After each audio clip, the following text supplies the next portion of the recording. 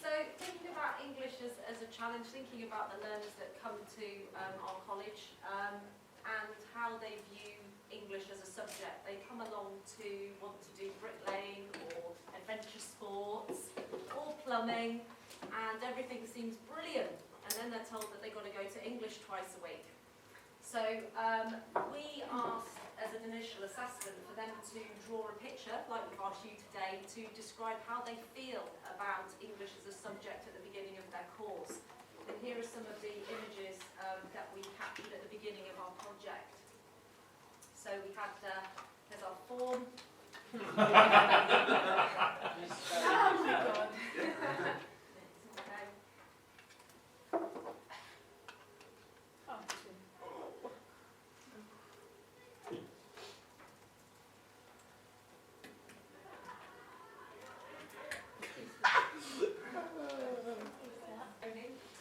Yeah, we did exactly the same with maths. And it's interesting the difference. They're far more creative in English, and they're just used to that from that environment. And what came out of maths is it's very stifled, very factual, just boring, hard, confusing because they struggle with maths. Try and make it fun.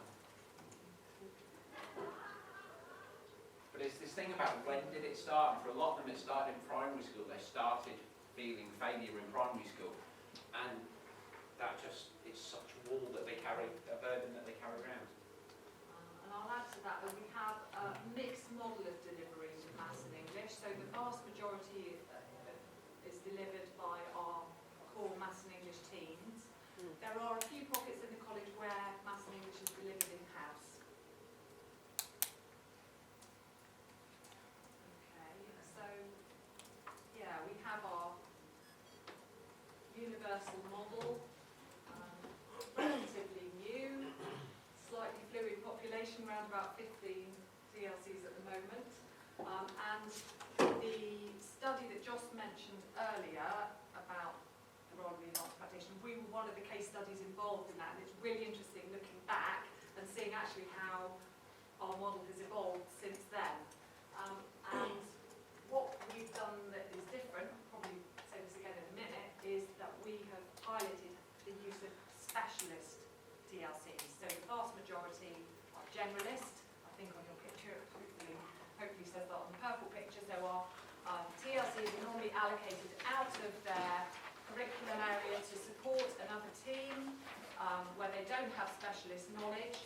And our project enabled us to pilot the use of Rebecca, our English specialist TLC, and Tony, a maths specialist TLC, which almost contradicted what was in the original study, but we think we've got some new findings to share. So there we are, that's exactly what you've got in front of you. And at this point, we should probably introduce you to our CHiMEs.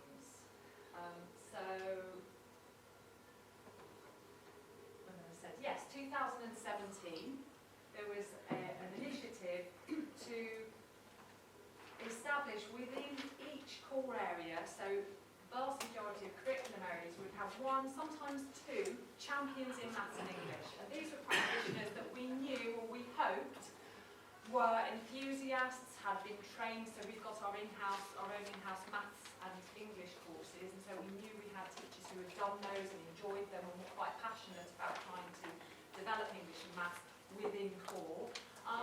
And it was with a view really to helping learners to make the connection between maths and English that they did in their functional and their GCSE lessons and how maths and English would be relevant within their core curriculum. And yes, so it highlights the fact that the CHiMEs have been delivering an hour a week. I'm not going to use the word embedding because I don't really like it, I don't really believe in it. This was much more about developing English and maths in meaningful context and that meaningful work came up again and again throughout our project. Okay. We gave our learners the surveys that you've seen, and we also, of course, quizzed the teachers who were going to be involved, and here were some of their comments, and you might be able to predict what they might have said. So we asked them,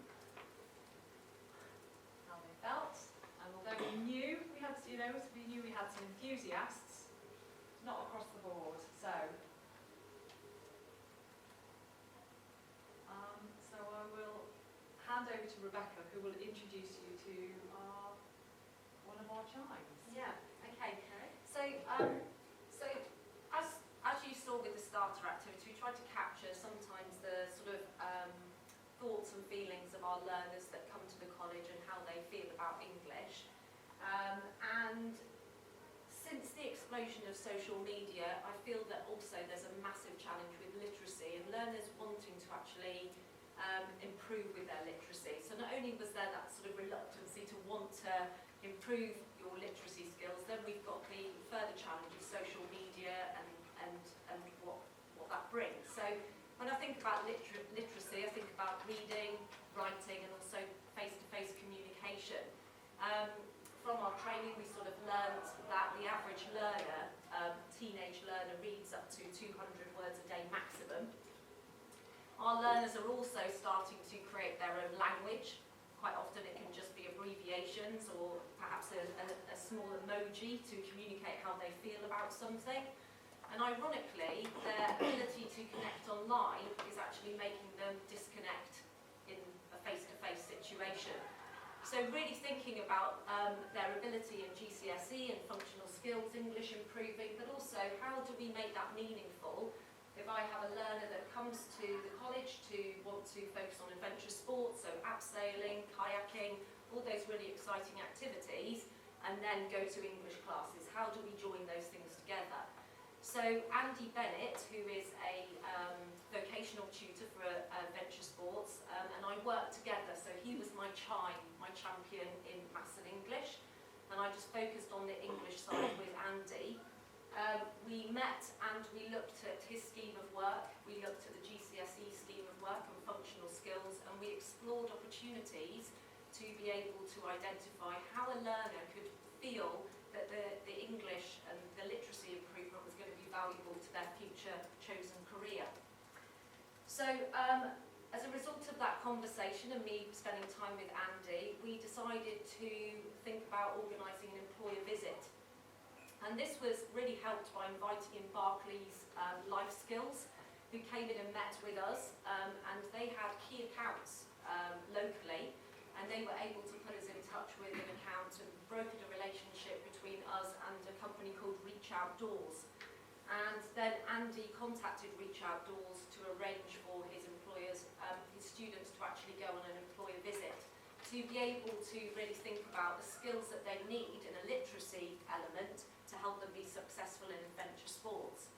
So I supported Andy to design sort of pre and post lessons to support learners to really think about what it is they needed to do to improve their literacy. And also we sent carefully worded and planned questions to the employer in advance. All big journeys start with a little step, and this one started on a random Wednesday afternoon. The maths office share a team with the sports office, and one of the gents in the sports office, Gary, was sat there bemoaning his learners that they had this complex calculation to learn about how much protein and fat and carbohydrate you need in your diet. And he was saying that his learners were really struggling with it, but he didn't have any practice questions. He only had a couple of questions for them to practice on. And that just sparked an idea in my head, because I could help with the math side. And I'm a bit of a spreadsheet geek as well. I love working with spreadsheets and have done throughout my career. So I thought, right, and a little idea formed. And then Nikki, I'm trying to think, what was the phrase? Volunteer. No. No, not at all. Invited myself and Rebecca to join this group, and I thought, brilliant, I can use this idea that I've created. In complicated talk, it's using Cole's metacognitive learning, practicing something until it becomes a reaction, practicing something until you don't even think that you're doing it. And what I created was a spreadsheet tool, and what's probably best is just to show you.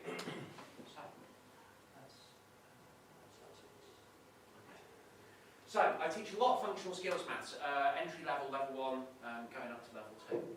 And there are some basic skills that are involved in all of those, and they're involved in real life. So, where people go shopping, percentages, fractions, discounts, are they being ripped off? You know, Black Friday, is it actually a deal, or did they put the price up, and things like that? And there's a whole set of skills here. And I thought, I want to start every lesson just practicing those skills, because they're good life skills. So I built this, and it's what's called an infinity generator. So there's a set of questions there, and if you scroll down on the screen, underneath, there's a set of answers, and there's methodologies. So actually, not only can the learner check what they did, they can check a methodology if they didn't get it right. What the infinity generator does is, if I press F9, oh, no, it's a question. That's switching.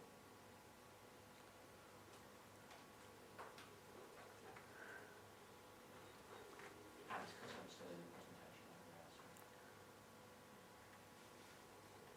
So this laptop, don't mind it, you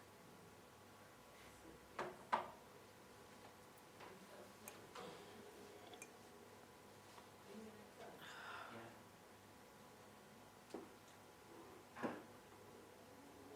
Sorry, it's because of this security.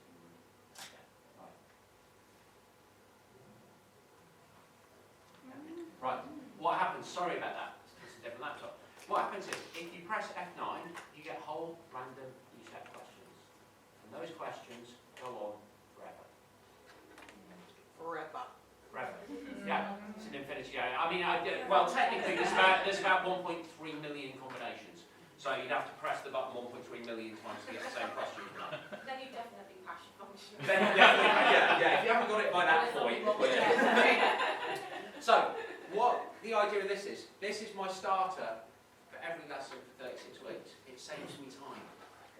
What it gives the learners is, those learners who are saying, I find maths difficult, and sometimes really exciting, brilliant, different, vibrant lessons are an amazing thing. But with maths, knowing that when you walk in the door, you know what you're going to see first, is actually a real comfort blanket. And what we have is we have little tracking sheets with them. So what we did is in the first lesson, I just said to them, have a go at these questions, and most of them got 0 or 1. So they write that day, and they tick the question they got right. And then we start teaching them. And over the course of 6 or 7 weeks, they get more right, and more right, and more right, and then they get quicker, and then they get this reaction. And then they're walking in going, I've got 6 out of 6, I've got 6 out of 6. And it changes their view. So what we then did is said, right, I'm going to go and work with some of the CHiMEs and some of the departments in different areas, in vocational areas. So I've worked with Steve over at roofing. So what we said is we want to practice math skills in your core, but we're not going to do that based on what's in a GCSE or what's in a functional skill. We're doing this to make you, if you're a roofer, we're doing it to make you a fabulous roofer. And this is a skill you're going to need as a roofer. So what they do, they've got to work out an area of a roof, and it also practices industry standards. I have learnt so much random stuff I'm never going to use, but there's 60 clay tiles on a roof, and there's 11 slate tiles per square metre as well. So it's actually sitting into my head, and exactly the same thing. So for Steve's lessons, every single lesson, they're practicing vocational skills. He's got a starter that they can use again, again, again, again, and again. And we've rolled this out across loads of areas of construction. The next stage on from that was, so Sean was planning a trip to France, so we did stuff on exchange rates. How do you convert money? We did comparing value. You're going to buy something in the UK, you're going to buy something in France. Where's it cheaper? Well, let's teach you that skill before you go there, so you can have a go at it. And again, it just updates, and has answers. So the core of the project is, let's make it relevant. Let's do the skills that the learners are going to need to be brilliant in their jobs, and let's take work away from teachers.